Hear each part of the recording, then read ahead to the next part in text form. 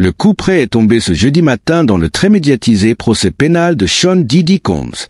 L'accusation a livré une plaidoirie finale percutante, tentant de convaincre le jury que la superstar du hip-hop a dirigé une véritable entreprise criminelle axée sur le trafic sexuel. La procureure fédérale, Kristi Slavic, a martelé ses arguments, soulignant avec force que les preuves démontrent que Combs a orchestré et organisé de multiples cas de transport de personnes à des fins de prostitution. Les enjeux sont colossaux, avec une peine potentielle de prison à vie. Une accusation de racketeering au centre du débat. La procureure Slavic a d'abord déballé le chef d'accusation de complot en bande organisée, Rico, la charge la plus complexe et la plus lourde. Elle a dépeint Combs comme le cerveau d'une organisation criminelle, utilisant son pouvoir et son influence pour obtenir ce qu'il voulait, sans jamais accepter de non. Pour illustrer ses dires, des photos et des vidéos de surveillance, notamment une image glaçante de Cassie Ventura au sol après une agression physique en 2016 à l'hôtel Intercontinental, ont été projetées. L'accusation a également évoqué des incidents distincts de violence et de contraintes impliquant Jane, une autre victime présumée, remontant à 2024. Bien que séparés par des années, ces événements étaient présentés comme les maillons d'une même chaîne d'abus. Slavic a décrit Combs comme étant à la tête d'une petite armée de personnel, ses assistants agissant comme des fantassins aidant à couvrir ses crimes et à orchestrer des freak-offs, soirées à caractère sexuel. Des noms comme D-Rock et Christina Kororom ont été cités comme des collaborateurs essentiels, sachant pertinemment ce qui se passait, gérant les drogues et les sexcapades pour le compte de Combs. Les crimes prédicats, un réseau d'activités illicites. Pour prouver le racket, l'accusation doit établir au moins 2 crimes sous-jacents. La procureure a énuméré un chapelet d'infractions: distribution de drogue, enlèvement, incendie criminel, corruption, trafic sexuel, travail forcé, intimidation de témoins et transport interétatique à des fins de prostitution. Selon la journaliste Elisabeth Milner, présente dans la salle d'audience, l'accusation a présenté des dossiers solides pour chacun. La distribution de drogue a particulièrement retenu l'attention. La procureure a insisté sur le fait que même de petites quantités de drogue, ingrédients spéciaux des freak-offs, constituaient de la distribution. Elle a cité des assistants gérant des remboursements pour des articles Gucci qui, en réalité, désignaient des drogues dissimulées dans les sacs de luxe de Combs. Des témoins comme Mia et Brendan Paul ont décrit avoir été contraints à consommer des drogues pour prouver leur loyauté.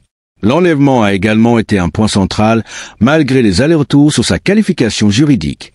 3 incidents ont été mis en avant. Janvier 2009, Cassie Ventura aurait été retenue dans un hôtel pendant une semaine après une altercation, interdite de partir par un garde du corps.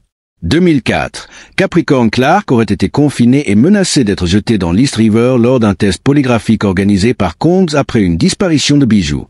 Décembre 2011, Combs aurait pointé une arme sur le visage de Capricorn Clark, la forçant à le suivre chez Kid Cudi. Furieux que ce dernier fréquente Cassie Ventura. La corruption a été illustrée par le versement présumé de $100 000 à un garde de sécurité d'hôtel, Eddie Garcia, pour qu'il remette une vidéo de Combs agressant Cassie. Le travail forcé s'est manifesté par les allégations d'agression sexuelle contre Mia et par le fait que Jane et Cassie auraient été forcées de se livrer à des actes sexuels.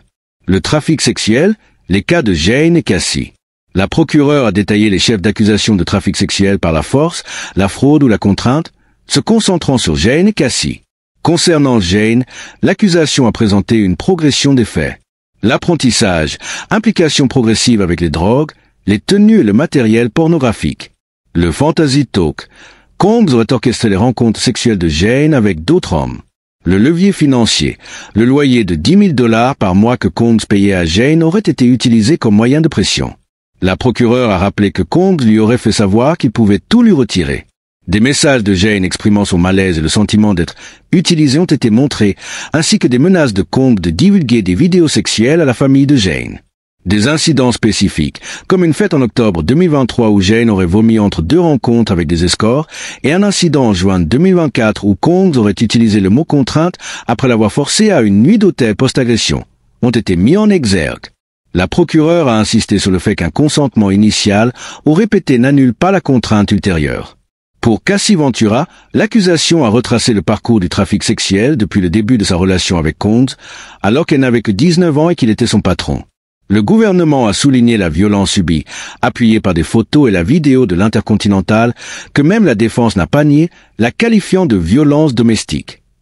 La procureure a listé de nombreux incidents violents de 2007 à 2016, y compris des agressions contre les amis de Cassie. Le témoignage du Dr Downuk, expert en psychologie des victimes, a été crucial pour expliquer pourquoi Cassie n'aurait pas quitté la relation, citant l'influence du cercle intime de Combs. Des messages de Cassie exprimant un consentement initial au freak-off ont été confrontés à son témoignage ultérieur où elle a décrit des situations forcées, y compris pendant ses règles ou avec une infection urinaire. Le transport à des fins de prostitution, l'accusation la plus directe. Enfin, les accusations de transport à des fins de prostitution, chefs 3 et 5, ont été présentées comme les plus directes. L'accusation doit prouver que Combs a transporté des individus à travers les frontières des États dans le but d'activités sexuelles, sans même avoir besoin de prouver la force, la fraude ou la contrainte, ni même le manque de consentement. Des preuves de vol et de service de limousine ont été présentées, montrant que Combs a payé pour le déplacement d'escorts comme Jules et Dave vers diverses villes pour les freak-off. Pour Jane, il a été démontré qu'il a remboursé pour les voyages d'escorts comme Cabral. Des messages textes de Combs à des agences d'escorts ont également été montrés, prouvant qu'il organisait et finançait ses déplacements. L'ambiance de la salle d'audience. Elizabeth Milner a décrit une plaidoirie méthodique et sobre, un peu monotone par moments, ce qui l'a surprise compte tenu du profil du procès. La procureure n'aurait abordé le jury personnellement qu'à la fin. Cependant, Milner a estimé que Christy Slavic avait réussi à assembler les pièces du puzzle pour le jury.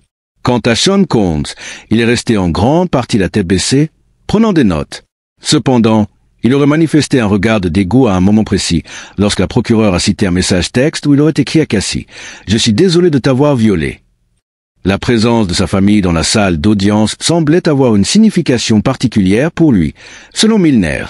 La défense devrait présenter ses arguments de clôture demain et des feux d'artifice sont attendus. Le jury aura ensuite la lourde tâche de délibérer sur l'ensemble des preuves présentées.